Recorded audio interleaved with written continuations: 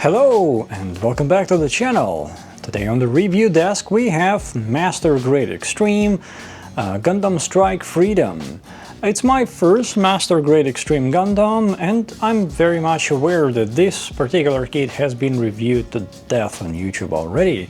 So I will spare you going through the same details that you've already heard before probably about this kit, and instead what I'll share with you is some observations that I found building my copy of this kit and also about the approach I decided to take to it. So first and foremost, and obviously for this kit I also used the Cosmos LED set. This is one of the newer Cosmos LED sets from their Cosmos Universe series. This particular set comes with the new remote control. It also is compatible with their new mobile application, which I believe has iOS version, and last time I checked they didn't quite yet have the Android version. But to be completely honest with you, I personally do not even use their mobile application. The remote that it comes with is rather nifty. You can control different color selections, different modes. You can then use Time World to pause any mode mid-cycle, so it kind of gets stuck on that color selection. There's a lot of modes pre-baked, and you can select on and off and the different types on the head unit LED separately from the rest of the kit. And usually the way I control the on and off part of the entire kit is that I have all of my Cosmos LED sets wired via a USB-A cable, each separately, to a single USB power hub of like 20 outlets, and then that in turn is connected to a wall through a smart outlet, which then turns on and off whenever I so desire. So I tried using the Cosmos mobile app before for scheduling on and offs, but I found it to be not very consistent, so I kind of stopped using it altogether over time. But I digress. And I also use the DDB light option set, so these wings and the stands for the Dragoons, the holders, they come with the light wing expansion set. It's not part of the original kit. So anyway, if you build in Master Grade Extreme, what I would strongly recommend is looking for third-party inner frames, either strengthened joints or complete replacement inner frames, especially if you plan around playing with the kit and posing it and maybe even standing on its own 2 feet. The way the inner frame comes out of the box originally from Bandai, it's a nice inner frame. It's gold, it's got layers, it's got different gold shades, but it's quite flimsy. Even without the wings attached, the inner frame did not give me that sense of like being sturdy and being able to hold it. Like if you were to compare it to, let's say, in era 1/100 scale as well, Lizard, that inner frame is built like a tank. This inner frame is much more slender, and you have like a little bit less confidence that it's able to hold the weight of the kit over time. If you were to attach the wings even without the light set for the wings, it immediately starts to sag and struggle. So I would definitely look out for that if you're so interested. Of course, the kit comes with the action base out of the box, so you know you probably are not going to be having it stand on its own. Then this kit also comes with a set of water slide decals in the box. These are original Bandai water slide decals that it comes with. They're pretty decent, but Bandai decals are notorious for being a bit problematic in terms of they like to peel off. So make sure to use like something like Mr. Mark Setter or equivalent solution to make sure that they stay in place and don't go anywhere after you've used them. I used also a set of G-Rework decals that I got on AliExpress, and they came in this kind of not usual G-Rework package. I'm not sure if these are like knockoffs or something like that, but regardless, the decals were of fine quality and they had the same decals as the the G rework pictures shown on their website. So what I use the combination of both actually, because the G rework decals as per standard come with a lot of extras, and quite often those extras are for specific parts, so they allow you to add more detail. But I also use the original decals because while the original decals are water slides, they are the shiny ones, the chrome ones, like for example on the chest piece here, or on the shoulders, or like on the legs, on the side of the legs. They are actually very shiny, so they are like reflective, almost like metal foil stickers, but being water slide decals. While these third-party G rework decals, allegedly G rework, are very dull.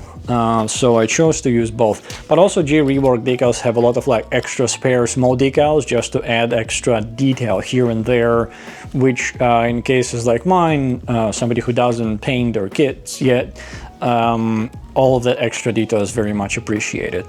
Then this kit also comes with a set of metal etchings. So if you're like me and you like to use chrome markers on your inner frames of your builds to add a bunch of extra detail, you really don't have to do that here at all, because any part of the inner frame that comes through the outer armor is either gold, so already is shiny enough, or it has a metal etching sticker that you apply to it. There's not many metal etchings, they're pretty large, all things considering, so I have high hopes that these things will not peel off over time.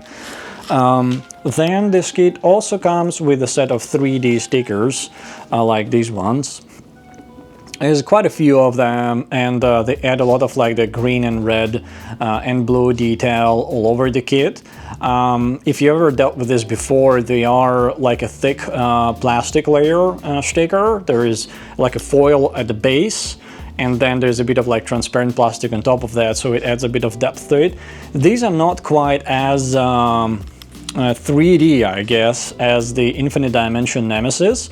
So basically what Infinite Dimension seem to have done is that they took MGEX type of 3D stickers and they made them just like about 40% maybe thicker, so the sheet itself is a bit thicker, so there's more depth to it. So if you build Infinite Dimension Nemesis or plan to build it, that kit has like next level of 3D stickers, which is good. I mean, it's good that, you know, we see continuous improvements. Then if you're building the Cosmos LED set, what's worth keeping in mind is you will have to replace the parts of the wings. So these black parts, the Cosmos LED set comes with the replacements for them.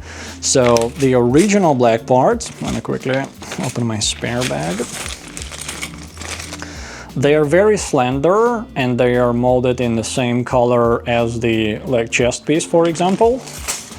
So it's the same black plastic that they are molded in. Let's see if we can focus on that. But they are very slender, and there is kind of pretty much no way to fit LED strips in them. So what Cosmos did this time around is they kind of cheated, and they add their own black parts. They are like 2 parts, and they have the grommet within them that accommodates the LED strip. Their quality is not nearly as high as Bandai's, so be prepared to add some extra work for those to make them look nice as the rest of the kit. In my case, what I did is I silver lined those black parts, and then I applied some water slide decals, and I've top coated them in gloss. Gloss. So they have a little bit of a pop to them. You can see a separate video on the channel that is a bit of a guide that shows how do I do my silver lining on different model kit builds. It's quite a common thing that I do. And also this Cosmos LED set comes with a replacement inner part of the wing. So out of the box, MGEX has, so the inner part of the wing is this solid gold part. Let's focus on that. So it's a solid gold part out of the box, and what the LED set comes with is exactly the same parts but transparent. And then on top of that transparent part, you add the outer foil sticker like this. There's a couple of spare ones. you add an outer foil sticker on top of that to give it a bit of a shine.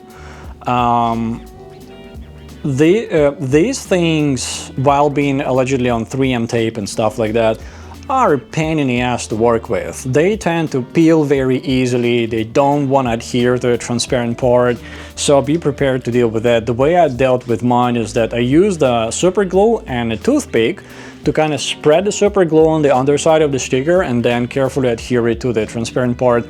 Otherwise they just kept on peeling off, which was really annoying me.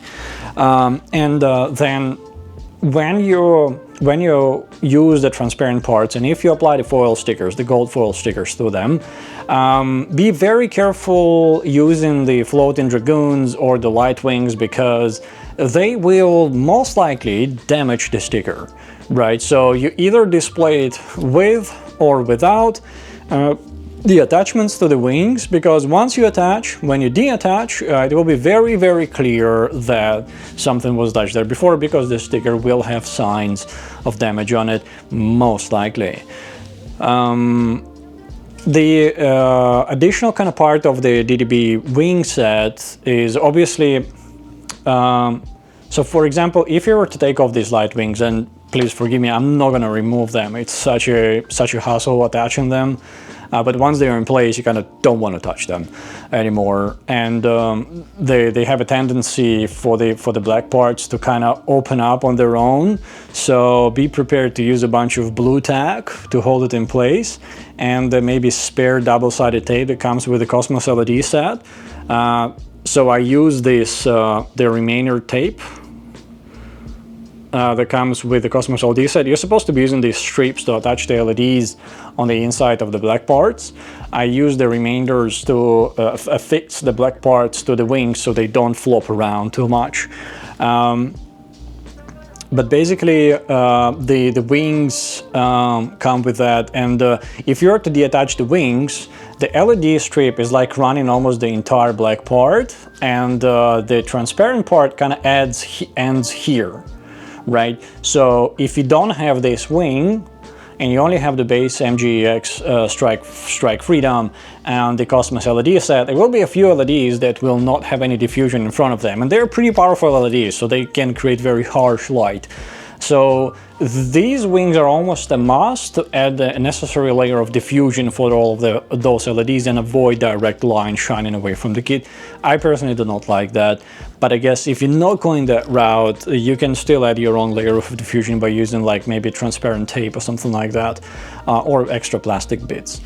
Then also you have effect wings for the all of the Dragoons. I think there are 8 of them, and you have so basically you have like a little double part stand that can be attached to the action base that comes with the kit, or to the back of the backpack.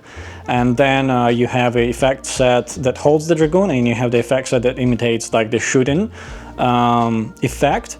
You also have a couple of effects that are can be attached to the rifles. So if you were to extend the rifles, you will be able to attach them to the end of the muzzle, which is very useful. And for the Dragoon stands, I did a custom modification to where I wired custom LEDs.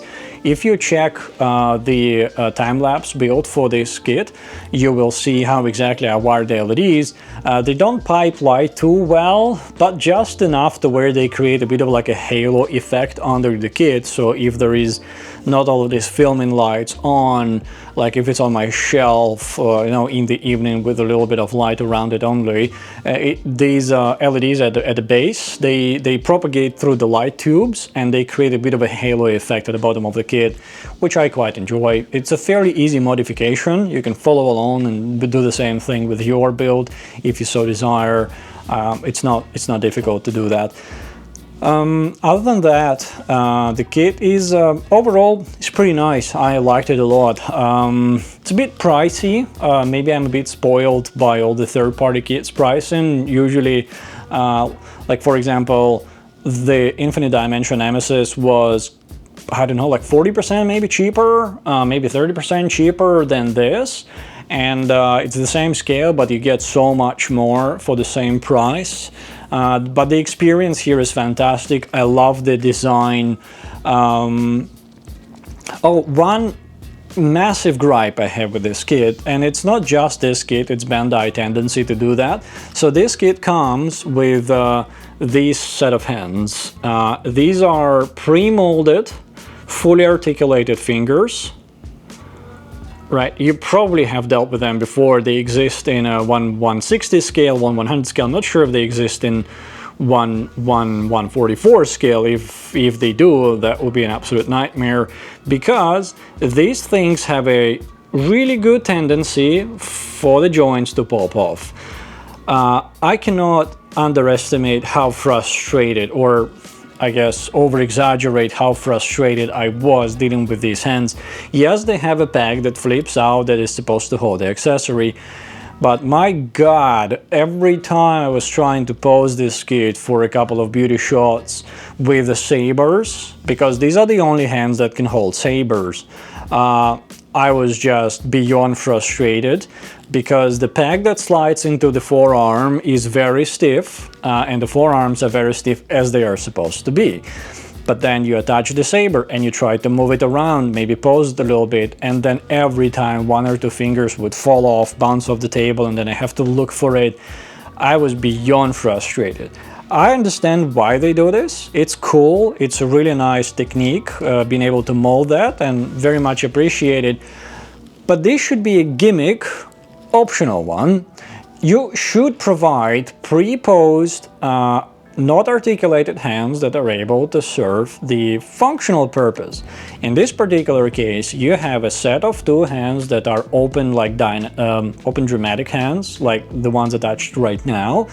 Then you have a pair of closed fist hands, and then you have a pair of trigger finger hands.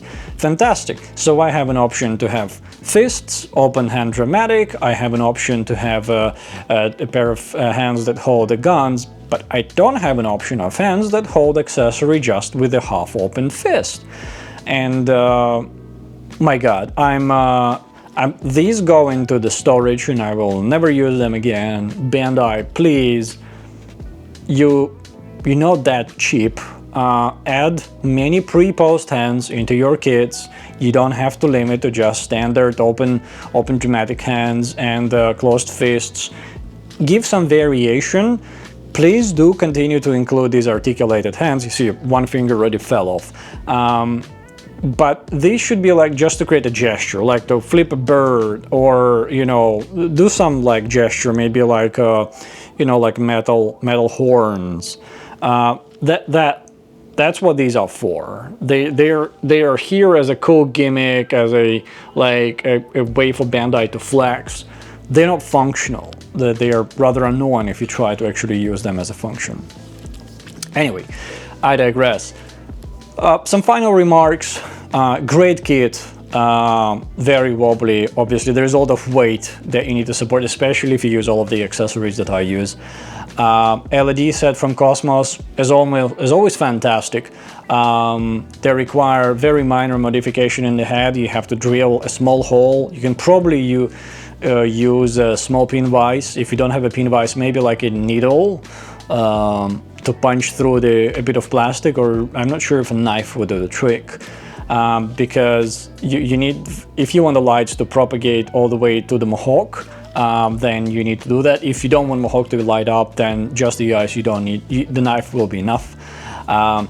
The way LED is positioned, it will be shining directly through the plastic of the eyes. It can be a bit harsh, direct light. There's not enough diffusion.